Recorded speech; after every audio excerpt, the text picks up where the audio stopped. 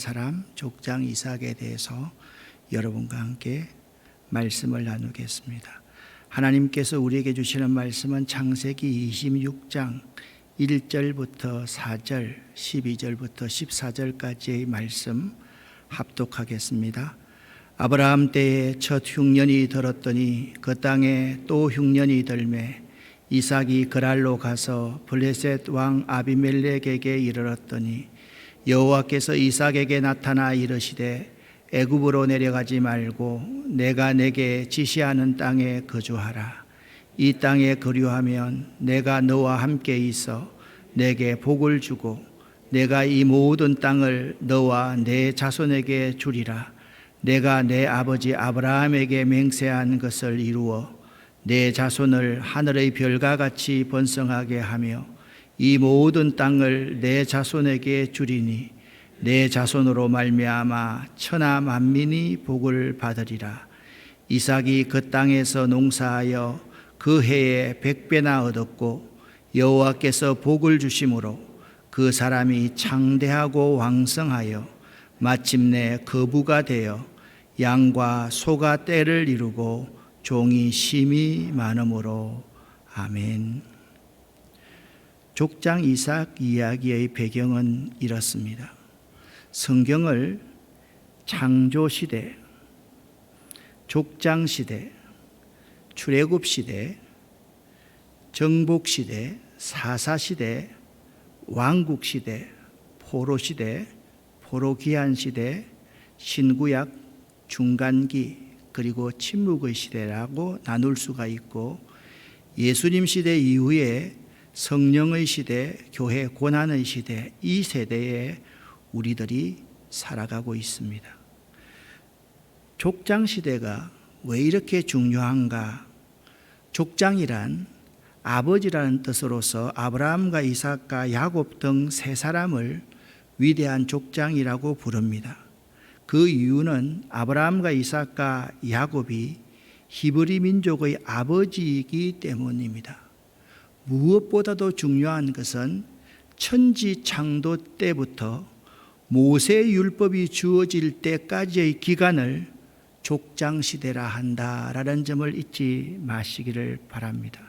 하나님이 천지를 창조하시고 에덴 동산에 아담과 하와를 거하게 하셨습니다. 창조시대에서 시작된 하나님의 나라를 인간은 끝까지 거절하고 거부함으로써 모든 것이 끝난 것처럼 보였습니다. 더 이상 가능성도 희망도 보이지 않았습니다. 그럼에도 불구하고 하나님은 포기하지 않으시고 하나님 나라를 세워가시기 위해서 처음부터 다시 시작됩니다. 하나님 나라의 백성에게 부여된 사명의 특징은 하나님 나라의 확장입니다. 하나님께서는 아담과 이브에게 에덴의 확장을 명령하셨고, 하나님께서 갈대아 우르라는 곳에서 택한 사람이 아브라함입니다. 아브라함을 통해서 모든 민족이 복을 얻을 것이라고 하나님은 약속하셨습니다.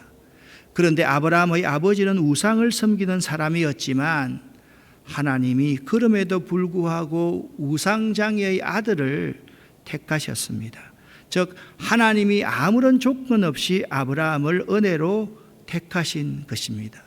아브라함의 아버지 데라는 아브라함과 그의 모든 가족을 데리고 하란이라는 곳으로 이주하셨습니다. 하란에서 아브라함은 하나님의 음성을 듣습니다. 가나안 땅으로 가라. 네가 조카 롯과 가솔들을 데리고 가나안 땅으로 가라라고 지시하셨고, 이 가나안에서 아브라함은 이삭을 낳고 야곱을 낳고 그리고 요셉을 낳았는데, 이 요셉 때에 원치 않게 그들은 하나님의 섭리에 따라서 아들 요셉이 애굽에 거하게 되었던 것입니다. 오늘 여러분과 제가 창세기 26장에서 나눌 이삭이라는 사람, 이삭의 생애는 창세기 25장부터 28장까지에 나오는데요, 25장은 이삭의 아들 에서와 야곱의 출생 이야기가 나오고요. 26장에서는요. 이삭과 아비멜렉의 언약을 맺는 장면이 나오는데, 아비멜렉이라는 이름은 블레셋의 왕을 통칭하는 이름이지 어느 특정한 한 인물을 이야기하는 것이 아닙니다. 그러니까 그의 아버지 아브라함 때 나타난 아비멜렉과 그의 아들 이삭 때 나타난 아비멜렉은 서로 다른 사람입니다. 그 블레셋 지방의 왕을 통칭해서 아비멜렉이라고 부른다. 마치 애굽의 왕을요 바로 또는 파라오라고 부르듯이 똑같이 한 의미가 바로와 아비멜렉이라는 의미라는 점을 알아두시면 되겠습니다. 창세기 27장에서는 이삭이 둘째 아들 야곱에게 축복하고 에서는 이삭의 축복 기도를 받지 못하는 내용이 나와 있습니다. 이제 본격적으로 아브라함의 아들 이삭 이야기를 1절부터 5절을 통해서 말씀을 나누어 보겠습니다. 아브라함 때에 첫 흉년이 들었더니 그 땅에 또 흉년이 들매, 아브라함 때도 첫 흉년이 들었고 그의 아들 이삭 때도 그 땅에 흉년이 들었다. 그러니까요, 믿음의 사람 이삭에게도 흉년이 찾아올 수 있다라는 것입니다. 그 땅에 흉년이 들매 이삭이 어디로 갔는가? 그랄이라는 지방으로 갔습니다. 아브라함 때에 첫 흉년이 들었더니 그 땅에 또 흉년이 들매 이삭이 그랄로 가서 블레셋 왕 아비멜렉에게 이르렀더니 여호와께서 이삭에게 나타나서 말씀하시되 애굽으로 내려가지 말고 내가 내게 지시하는 땅에 거주하라, 그렇게 말씀하셨습니다. 그런데 흉년 때이지만 하나님은 이삭이 세상적인 방법을 취하는 것을 원치 않으셨습니다. 하나님 말씀에 순종하라고 그렇게 말씀하고 있습니다. 먼저 3절 말씀에 보니까 이 땅에 거류하면, 이 땅이 어디입니까? 하나님께서 지정해 주신 그 땅, 그랄을 의미합니다. 내가 너와 함께 있어 복을 주겠다 말씀합니다. 이 땅에 거류하기만 하면 이 땅에 내가 너와 함께 있어서 내게 복을 주고, 또 이렇게 말합니다. 내 자손을 하늘의 별과 같이 번성하게 하며 이 모든 땅을 내 자손에게 주리니 내 자손으로 말미암아 천하 만민이 복을 받으리라 말씀하셨습니다. 세상적인 방법보다 하나님의 말씀에 순종해서 살아가야 될 근거는 하나님이 함께 하심을 믿고 하나님께서 이삭에게 하신 약속을 믿었기 때문에 세상적인 방법을 취해서 애굽으로 내려가기보다는 그랄 땅에 거할 수가 있었던 것입니다. 말씀에 순종하여 이삭은 그랄 땅에 거주했습니다. 사실 인간적인 방법으로 생각하면 이 그랄 땅보다 애굽으로 내려가는 것이 훨씬 흉년 때에 살기가 좋았을 것입니다. 그런데 이삭이 블레셋 땅 그랄에 거한 이유는 순전히 하나님의 명령을 좇은 결과였습니다. 인간적으로는 사실 이삭이 그랄에 거할 이유가 전혀 없었던 것입니다. 6절부터 보면 이삭이 그랄에 거주하였더니 그곳 사람들이 이삭의 아내를 탐하기 시작했습니다. 지금 이삭은 위기를 당하게 된 것입니다. 그래서 사람들이 물으니까 이삭이 말합니다. 나의 누이입니다 라고 그렇게 말을 합니다. 사람들은 이 창세기 26장 6절부터 11절까지 말씀을 해석하면서 이렇게 해석을 합니다. 아브라함도 자기 아내를 누이라고 속이더니 그의 아들 이삭도 누이라고 속였다라고 말을 하지만 사실 26장 6절부터 11절까지의 말씀을 기록해 놓은 이유는 그것이 아닙니다. 6절부터 11절 이야기는 이삭에 대한 하나님의 약속이 실제적으로 이루어져서 하나님께서 엄청난 위기에 처한 이삭을 보호하셨다라는 사실을 증언하고 있는 것입니다. 도무지 빠져나올 수 없는 상황 가운데서 그랄에 거하는 이삭을 하나님께서 구원하셨다. 그 사실을 증언하기 위해서 6절부터 12절까지의 말씀이 있는 것입니다. 그러니까 여러분, 약속의 땅이라는 것은요, 어떤 특별하게 정해져 있는 땅이라기보다는 하나님이 지시하신 그 땅이 약속의 땅이며 하나님께 우리들이 순종하는 그 자리가 약속의 땅인 것입니다. 그러니까 그 약속의 땅에 거하면 하나님께서 복을 주시는데 하나님이 지시하신 그 땅에 순종하는 그 자리가 바로 약속의 땅임을 믿어야 하는 것입니다. 그러니까 흉년 때에도 이삭이 하나님 말씀에 순종하니까 하나님이 이삭에게 복을 주셨다라고 12절부터 14절에 말씀하고 있습니다. 이삭이 그 땅에서 농사하여, 여러분 그 땅은 어떤 땅입니까? 하나님께서 지시하신 그 약속의 땅에 거하면서 그 땅에서 농사를 지었더니 그 해에 100배나 얻었고 여호와께서 복을 주심으로, 복은 하나님께서만 주실 수 있습니다. 그러니까 우리가 하나님께 복받는 비결은 하나님께서 지시하신 그 땅에서 농사할 때 복을 받을 수 있고, 복은 하나님만이 주신다는 사실을 분명히 알아야지 바른 복을 받을 수 있는 것입니다. 오늘 성경은 이렇게 말씀하고 있습니다. 여호와께서 복을 주심으로 그 해에 농사하여 100배나 얻었고 이삭이 마침내 거부가 되었더라. 할렐루야. 그렇게 말씀하고 있는 것입니다. 그런데 하나님께 복을 받은 사람에게는 반드시 시험이 찾아오게 되어 있습니다. 이 시험을 이기면요, 더 큰 복을 누리게 되고, 이 시험에서 지면 우리들은 나락으로 떨어집니다. 우리 주변의 많은 사람들에게서 이런 모습을 봅니다.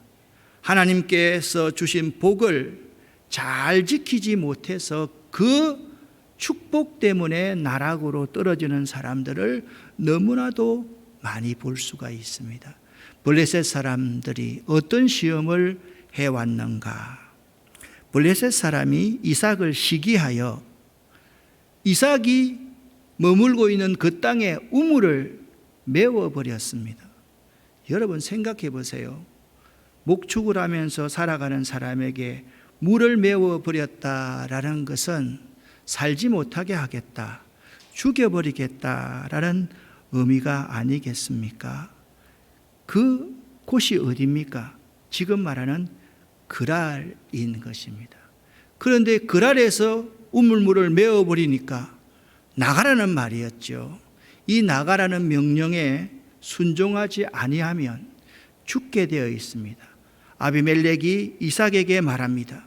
네가 우리보다 강성한 적 우리를 떠나라.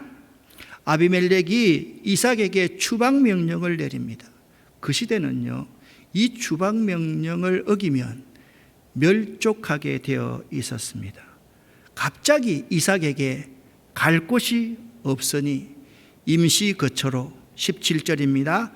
그랄 골짜기에 임시 거처를 만들고 거기 거류하였습니다. 그러니까 그랄에 있다가 이삭 모든 가족들이 그랄 골짜기로 추방되었다라는 사실입니다. 그렇지만 이삭은 포기하지 않았습니다. 그 아버지 아브라함 때 팠던 우물을 다시 파기 시작합니다. 왜요? 살아야 하니까, 살아내야 하니까 우물을 다시 팔 수밖에 없었던 것입니다. 그렇지만 이 시도는 하나님의 약속을 이삭이 믿었기에 그 아버지 아브라함 때 팠던 우물을 다시 파기 시작했던 것입니다. 이 우물은요, 아브라함이 죽은 후에 블레셋 사람이 그 우물을 메웠던 우물인데 이삭이 이 그랄 골짜기에 가서 다시 우물을 파기 시작했던 것입니다. 아브라함이 빼앗긴 우물의 의미는 그들이 하나님의 사람이 살지 못하도록 하였다라는 말입니다. 이삭이 그 우물들의 이름을 그의 아버지가 부르던 이름으로 불렀다, 그렇게 말씀하고 있습니다. 아브라함의 메워졌던 우물을 이삭이 다시 팠습니다. 그도 아버지 아브라함처럼 가나안 땅에 들어와 살면서 이방인들 앞에 영향력을 끼치며 살아가기 시작했다라는 의미인 것입니다. 하나님께서 주시는 복을 받은 사람에게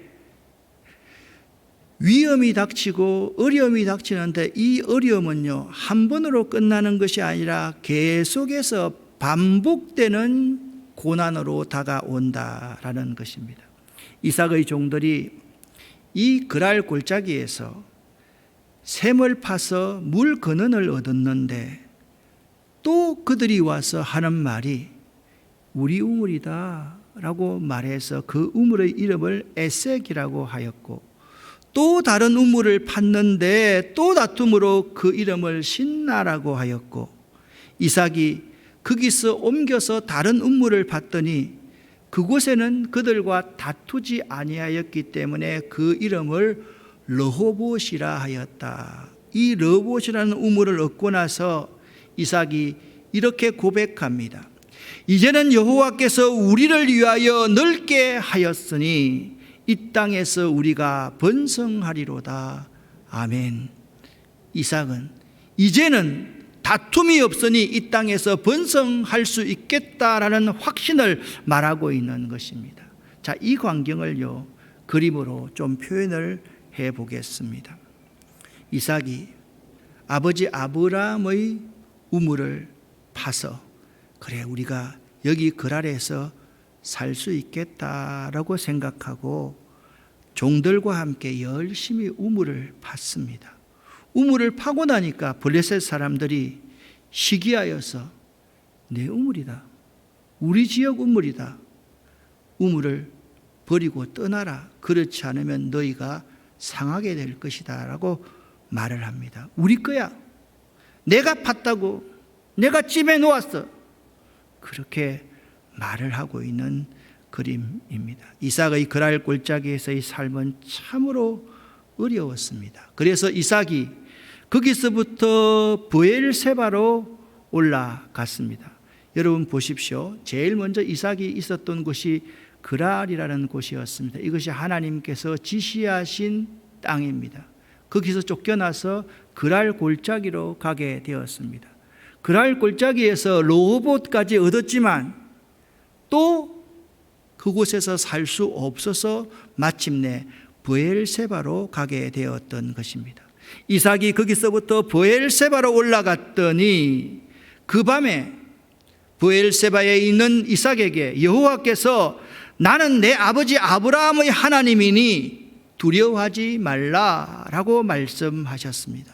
내 종 아브라함을 위하여 내가 너와 함께 있어 내게 복을 주어 네 자손이 번성하게 하리라 라는 약속을 이 브엘세바에서 받게 되었던 것입니다.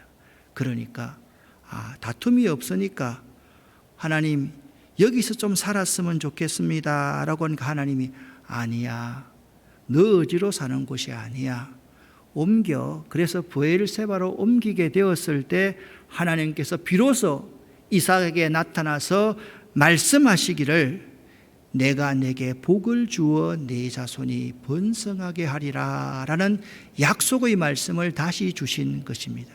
자, 이 그림을 한번 보십시오. 이삭의 종들이 그랄에서, 그랄 골짜기에서 여러 번의 우물을 파고도 쫓겨나고 르호봇에 왔을 때 이제 만족하다, 여기서 살았으면 좋겠다라고 하니까 하나님이 아니야, 떠나라. 브엘세바로 갔을 때 제일 먼저 이삭이 브엘세바에서 제단을 쌓고 여호와의 이름을 부르며 거기 장막을 쳤더니 이삭의 종들이 거기서도 운물을 받더라라고 말씀하고 있습니다. 여러분에게 질문합니다. 쉬운 질문 쉽게 대답해 보시기를 바랍니다. 이삭이 어려움 가운데서도 먼저 하나님께 예배하며 장막을 쳤습니다. 이삭의 종들이 거기서도 우물을 팠는데 우물이 잘 나왔을까요? 전혀 안 나왔을까요? 아니, 이렇게 쉬운 질문은 복선 깔고 말하는 거 아닙니다.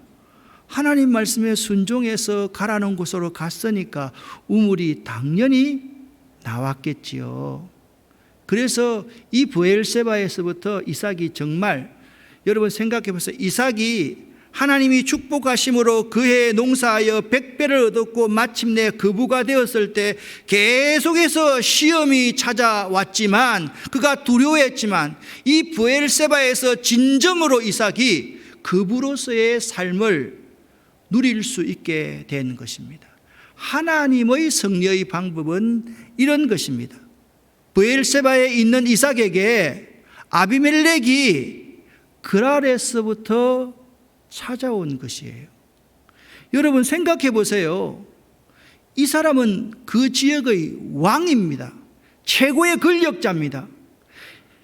지금까지는 이삭이 그 사람의 눈치를 보아야 됐지만 브엘세바에 있을 때 아비멜렉이 그랄에서부터 이삭에게로 왔던 것입니다.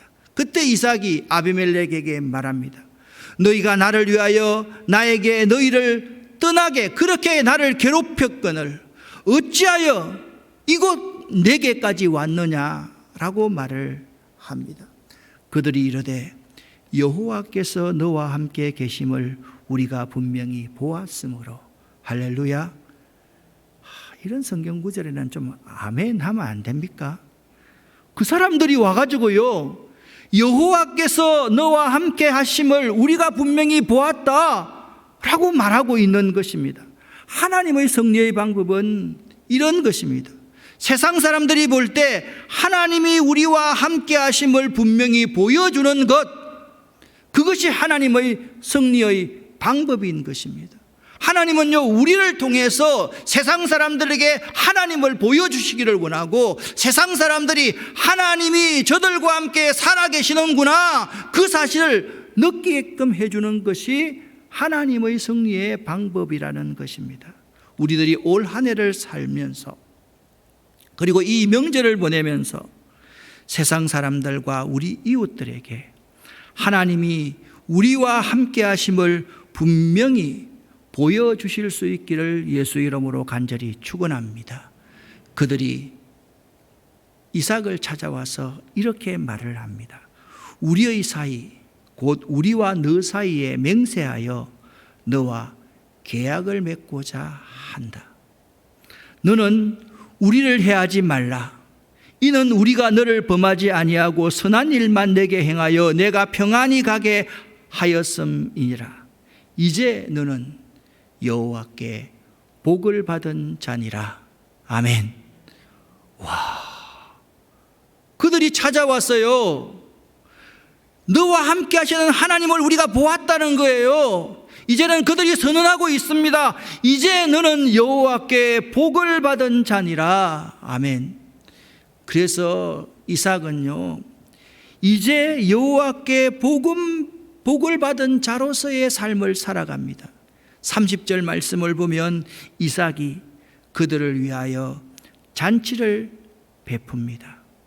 그리고 나서 32절 말씀을 보니까 이삭의 종들이 주인님 우리가 다시 이 브엘세바에서 물을 얻었습니다 라고 그렇게 보고를 합니다.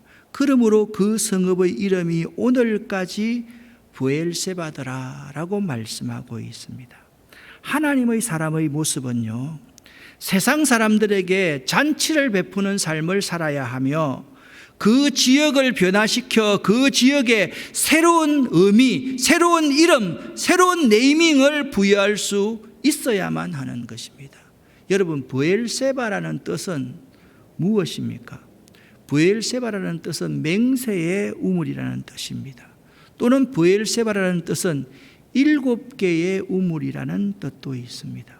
그러니까요, 이 브엘세바에서 그들이 살아갈 수 있는 완전한 물을 얻었다, 하나님의 축복을 받았다라는 의미인 것입니다. 그때부터 브엘세바라고 이름할 때마다 야곱이 여호와께서 그와 함께 하심을 우리가 분명히 보았던 곳이다, 그가 복받은 사람이 살던 곳이다, 그 이름이 바로 브엘세바라는 이름이었다라는 것입니다. 그런데 있잖아요, 축복과 승리 후에 매우 조심해야 될 위험이 야곱의 인생 가운데서 나옵니다.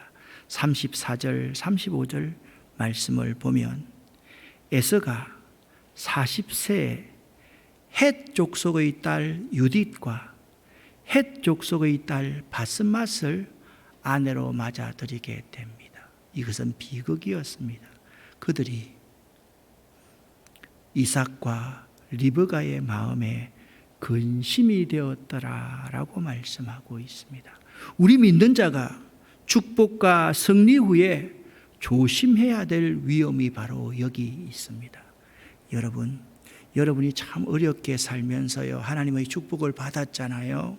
그러면 내가 이렇게 어렵게 살면서 하나님의 축복을 받았기 때문에 내 자식들은 고생시키고 싶지 않고 고난 가운데 그 그랄 골짜기에 살게 하고 싶지가 않습니다. 그럴 때 그 자녀들이 세상과 한 짝이 되고 세상에 속한 여인을 아내로 삼게 되어서 아버지와 어머니의 근심거리가 될 수 있다, 그렇게 말씀하고 있는 것입니다. 사랑하는 성도 여러분, 이 명절에 여러분의 자녀와 손들을 한번 살펴보시기를 바랍니다. 그들이 여러분과 함께 고난을 통과하면서 하나님의 을 발견하고 하나님의 축복을 사모하는 사람이 되어가고 있는가? 아니면 그냥 이 하나님의 축복 때문에 더욱더 나락으로 떨어질 삶을 살 수밖에 없는 자녀인가? 여러분이 한번 여러분 자신을 되돌아볼 수 있기를 바랍니다.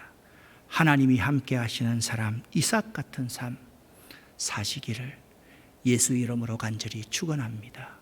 기도하겠습니다. 살아계신 하나님 아버지, 하나님이 함께 하시는 사람 이삭처럼 살아가는 저희가 되기를 원합니다. 예수 그리스도 이름으로 축복하옵고 간절히 기도 올립니다. 아멘.